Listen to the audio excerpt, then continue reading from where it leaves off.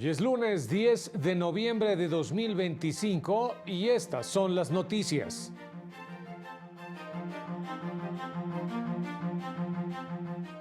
La nueva Corte protege el derecho al debido proceso y asegura la participación política. Persiste el reto de no dar marcha atrás en la defensa de derechos de las personas, aseguró el ministro Giovanni Figueroa. Desplazamiento forzado, grave violación a derechos humanos. 250,000 niñas, niños y adolescentes en riesgo de ser reclutados por el crimen organizado en México. Hola, ¿qué tal? ¿Cómo le va? Qué gusto saludarle. Muy buenas noches. Bienvenido, bienvenida a la información jurídica más importante. Soy Oscar González y en nombre de este equipo de trabajo les saludamos con mucho gusto. Gabriel Herrera en la interpretación en lengua de señas mexicana. Vámonos con todas las noticias. La nueva Suprema Corte invalidó un decreto del Congreso de Oaxaca que suspendía al Ayuntamiento de la Reforma Distrito de Putla. En otro asunto, invalidó una disposición de la Constitución de Chiapas que permitía la suspensión de derechos de la ciudadanía.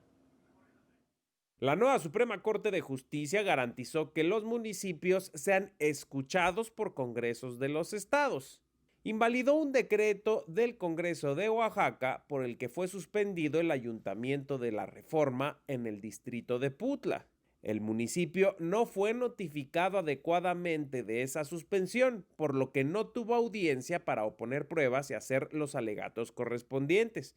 El caso partió de un conflicto por distribución de recursos que derivó en un problema de gobernabilidad y el Congreso determinó que procedía la suspensión.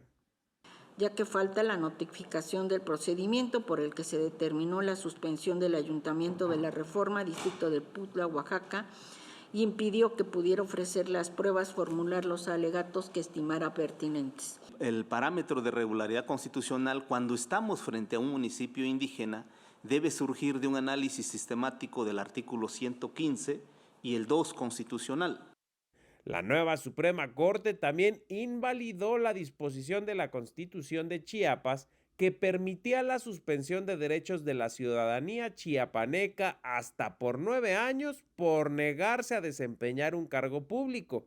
De acuerdo con las ministras y ministros, este hecho excedía el límite de 1 año previsto en la Constitución General ante el incumplimiento de una obligación ciudadana. Para Plural TV, Mario López Peña.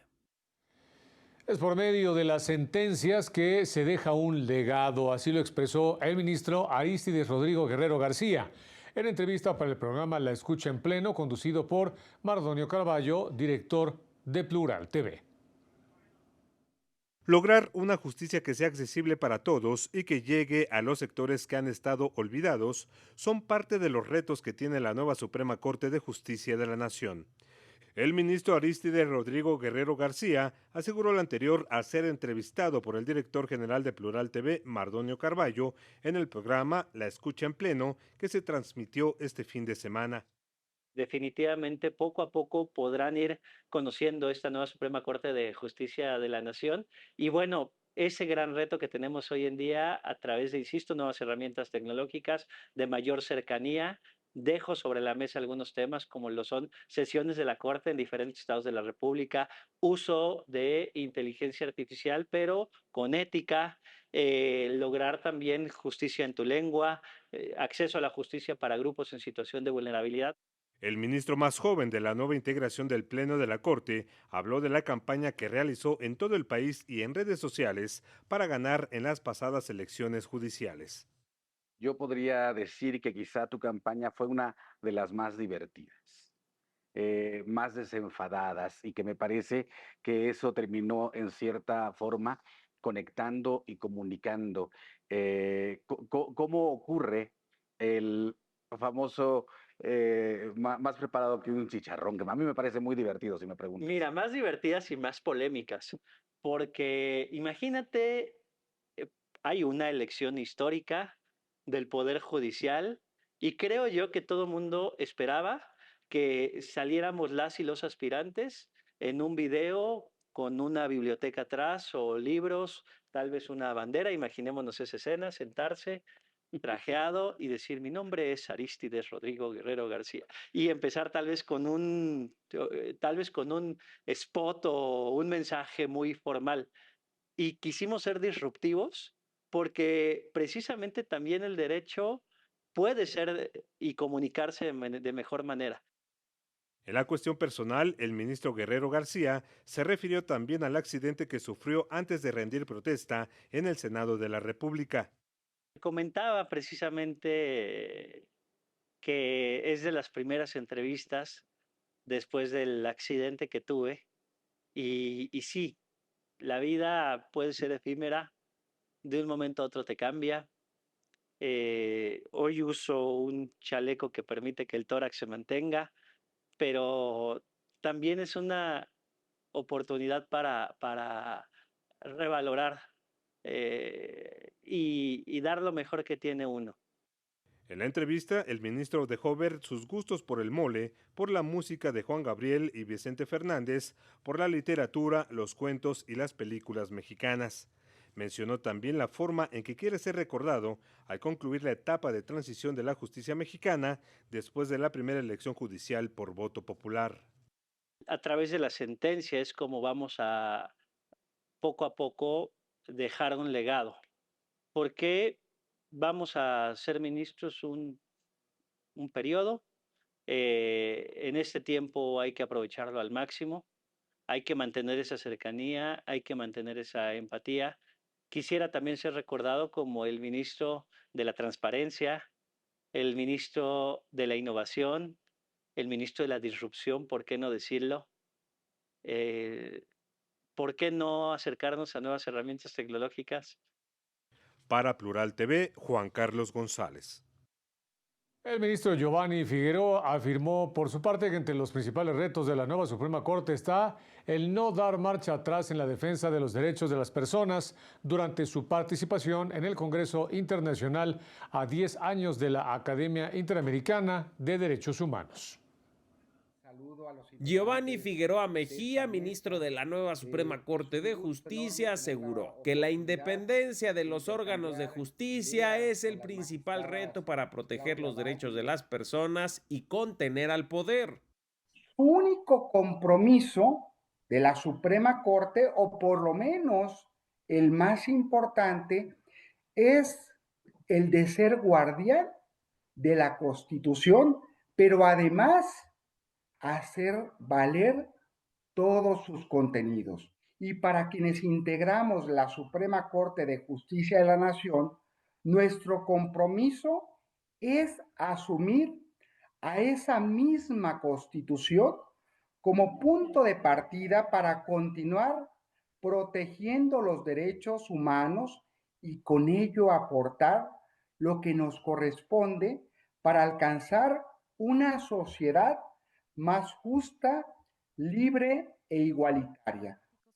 Al participar en el Congreso Internacional a 10 años de la Academia Interamericana de Derechos Humanos, planteó que persiste otro reto, el de no dar marcha atrás en la defensa de derechos de las personas. Estamos muy lejos de satisfacer medianamente los anhelos de justicia en México.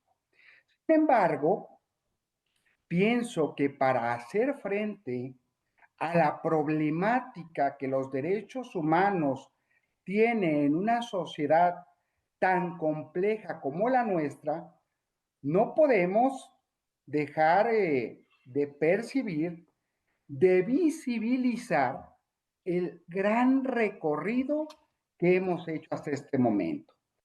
Jaime Cárdenas, jurista del Instituto de Investigaciones Jurídicas de la UNAM, destacó que otro de los retos es que el derecho esté en manos de los ciudadanos. Son los ciudadanos los que deben tener la última palabra para definir el alcance y el significado de los derechos. Muchas gracias. Para Plural TV, Mario López Peña. Autoridades analizaron el desplazamiento forzado interno y sus violaciones a los derechos humanos. El desplazamiento forzado interno implica violaciones a múltiples derechos humanos que no son fáciles de reparar. Así lo indicó el director del Instituto Federal de la Defensoría Pública, Benjamín Rubio Chávez, al reflexionar sobre el caso de la comunidad Triqui de San Juan Copala, Oaxaca.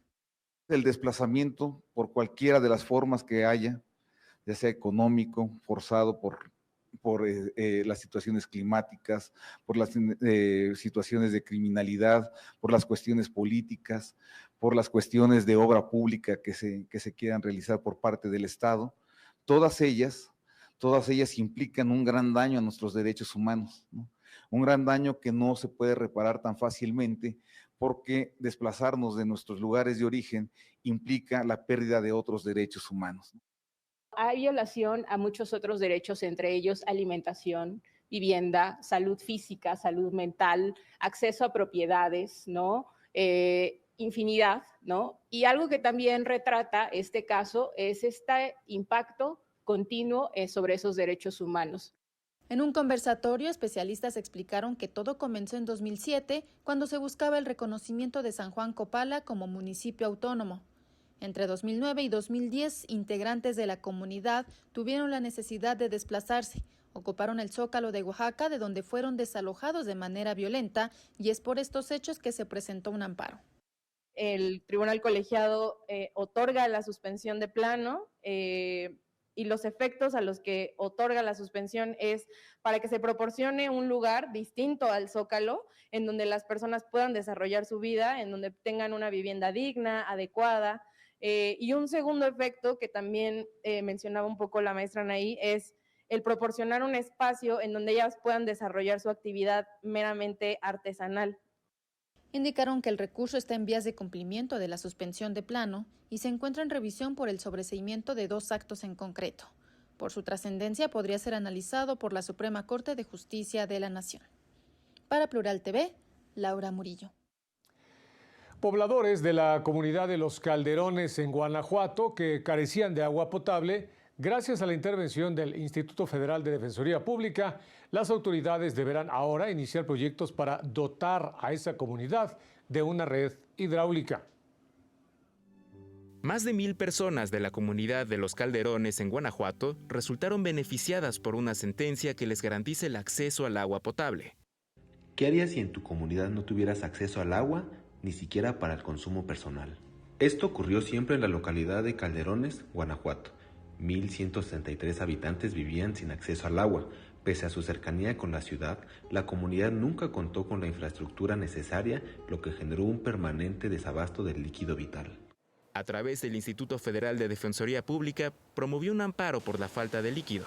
El problema que tenemos en nuestra comunidad, tenemos el desabasto de agua potable en nuestra comunidad, y estuvimos recurriendo a las instancias correspondientes, a la dependencia, y pues no se nos concedía darnos la red de agua potable. Porque pues no querían las autoridades poner el líquido vital allá en nuestro pueblo por lo caro que sale, ¿verdad? Un juzgado de distrito ordenó a las autoridades iniciar los proyectos necesarios para dotar a la comunidad de una red hidráulica. Para Plural TV, Isaac Albarrán Rodríguez. Académicas investigadoras de la Universidad de precisamente Autónoma de Sinaloa ganaron un concurso convocado a su vez por el Consejo Británico y la Universidad Metropolitana de Londres, con su proyecto sobre la resiliencia de mujeres indígenas en un lugar que se llama Huacaporito y Hitsamuri. En este sentido, pues se indica que este estudio se pudo concretar en el impacto del calor extremo agravado por el cambio climático en su salud, bienestar y trabajo. Comenzó como una petición urgente de las mismas debido a la preocupación existente por el incremento de brotes como dengue, y además revelaron cómo en su vida diaria pues prevalece la indiferencia institucional, la pobreza y la falta de acceso a la salud, vivienda digna y empleo formal. Investigadores internacionales continúan precisamente con el análisis de los datos y a finales de noviembre decidirán junto a las afectadas los proyectos más viables para que el Consejo Británico comience a aplicar beneficios en esas comunidades, sobre todo para mejorar las condiciones de vida. Vámonos rápidamente a una pausa, regresamos con más. Enseguida, Personas refugiadas en México víctimas del crimen organizado.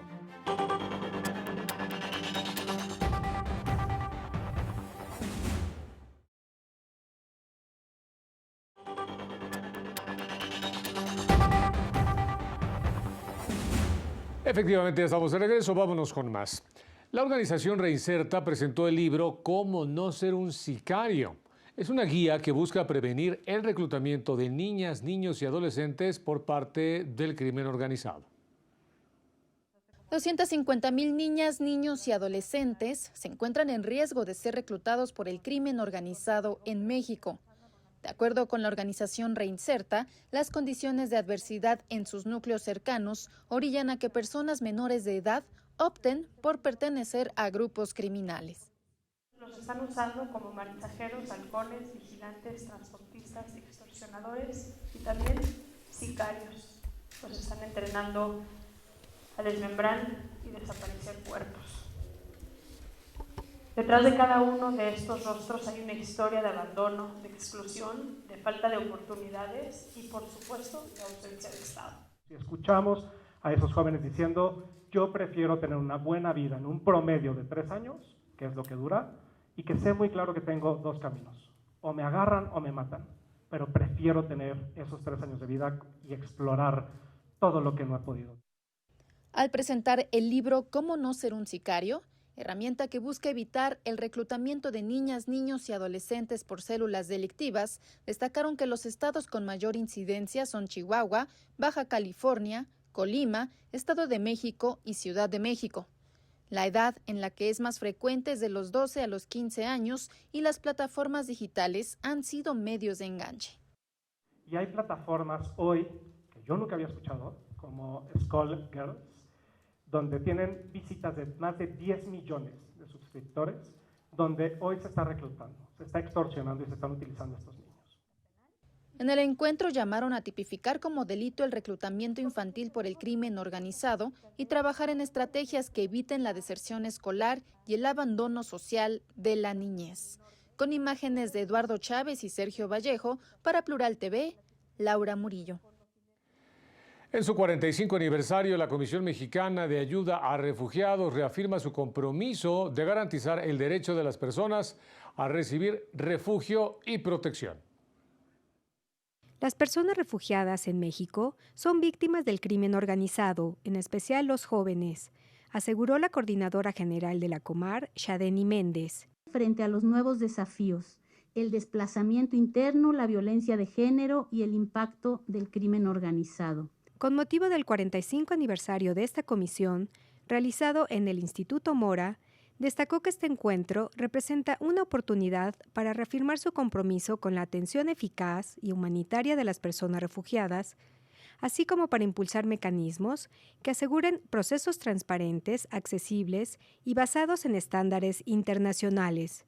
A 45 años reafirmamos que la protección internacional no es un favor, sino un derecho, y que el trabajo que realizamos cada día contribuye a que México siga siendo un referente regional de hospitalidad, de solidaridad y respeto a los derechos humanos.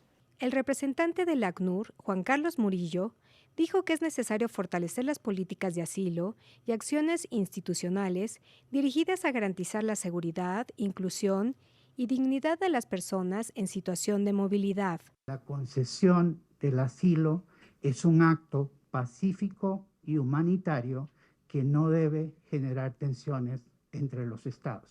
No es un acto que deba ser interpretado como inamistoso entre los estados. La falta de oportunidades y las barreras para acceder a servicios básicos exige mayor coordinación institucional para garantizar su protección, también señaló. El titular del INERM, Felipe Arturo Ávila, mencionó la importancia de consolidar espacios de diálogo interinstitucional para construir respuestas integrales que contribuyan a la protección de quienes buscan refugio en el país. Con imágenes de Marco Avendaño y Óscar Cedeño, para Plural TV, Rosy García.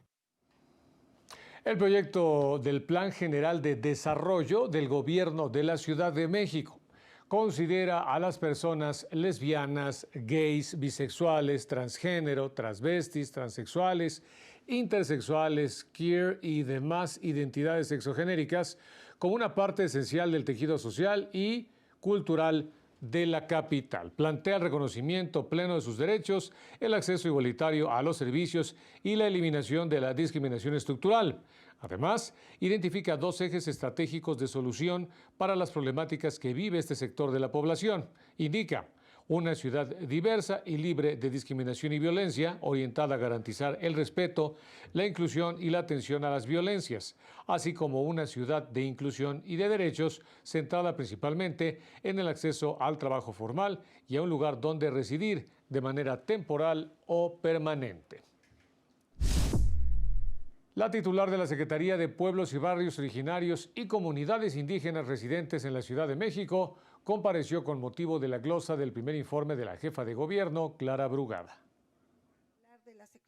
Estamos haciendo sin cortapisas todo un trabajo para el desarrollo de la libre determinación de los pueblos y comunidades indígenas. Así lo destacó Nelly Antonia Juárez Audelo, secretaria de Pueblos y Barrios Originarios y Comunidades Indígenas residentes de la Ciudad de México, al comparecer con motivo de la glosa del primer informe de la jefa de gobierno, Clara Brugada. Hacerlo garantizando la participación, fortaleciendo la cultura, fortaleciendo la identidad, fortaleciendo las lenguas. El gran legado de este primer año de gobierno, yo diría, es la participación. Se dio cumplimiento a la Constitución y a la Ley de Pueblos y Barrios Originarios con la creación del Consejo Consultivo y de Gobierno de los Pueblos Indígenas y Barrios Originarios.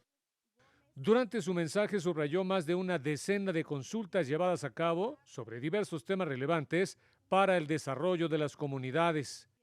Informarles que al cierre del mes de octubre teníamos 12 consultas sobre utopía, sobre obras hídricas, sobre cablebús, y que hemos iniciado el día de hoy la etapa previa, aunque la etapa preparatoria inició el 3 de noviembre, la madre de todas las consultas, la consulta del Plan General de Desarrollo. Ello explicó respecto a cómo es que quieren tanto los pueblos como las comunidades sus ciudades. Además de estos trabajos, hizo mención de la emisión de 3,000 ejemplares de la Guía Básica sobre la Consulta Indígena en la capital del país, que explica con claridad los preceptos que están en la ley y que tienen relación con los derechos de estas poblaciones. La juez 13ª de distrito en materia penal desechó el amparo interpuesto por el presunto narcotraficante Ernesto N., alias Don Neto, quien pidió la devolución del dinero en sus cuentas bancarias aseguradas durante su captura en 1985. Lo anterior porque ya cumplió su condena de 40 años de prisión por el homicidio del agente de la DEA, Enrique Camarena, y del piloto Alfredo Zavala. La juzgadora indicó que ya se presentó un recurso de inconformidad ante un tribunal colegiado para que la Fiscalía General de la República levante el aseguramiento, que los bancos calculen los montos con intereses y le entreguen los recursos, lo cual debe resolverse primero.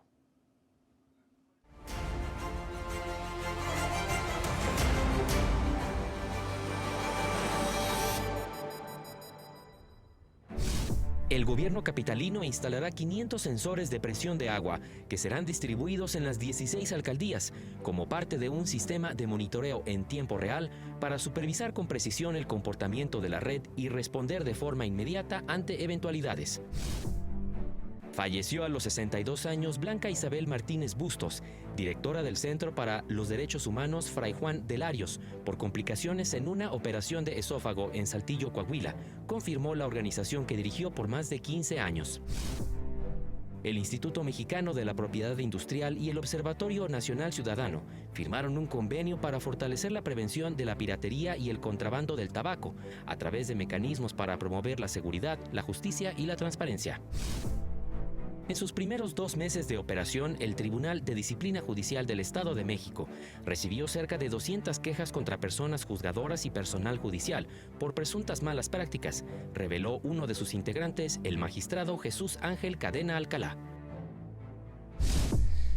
Y en más información, por mayoría de votos, la Corte Suprema de los Estados Unidos rechazó estudiar una solicitud que pedía revocar la legalización del matrimonio entre personas del mismo sexo en el país. Se trata de la apelación que interpuso la exsecretaria del Tribunal de Kentucky, quien se negó a emitir licencias de matrimonio a parejas del mismo sexo desde 2015, cuando la Corte determinó que eran legales por cuestiones de fe y pedía revocar el fallo de un tribunal menor que le había multado con $360,000 por este hecho. Algunos de los jueces máximos del país, de ideología conservadora, consideraron que el matrimonio igualitario debería revocarse, al igual que el derecho constitucional al aborto, al considerar que se trató de un error. Escritores, periodistas, defensores de derechos humanos y ciudadanos se reunieron en el marco de las acciones previas a la Feria Internacional del Libro de Coyoacán, que se va a realizar del 6 al 15 de marzo del próximo año.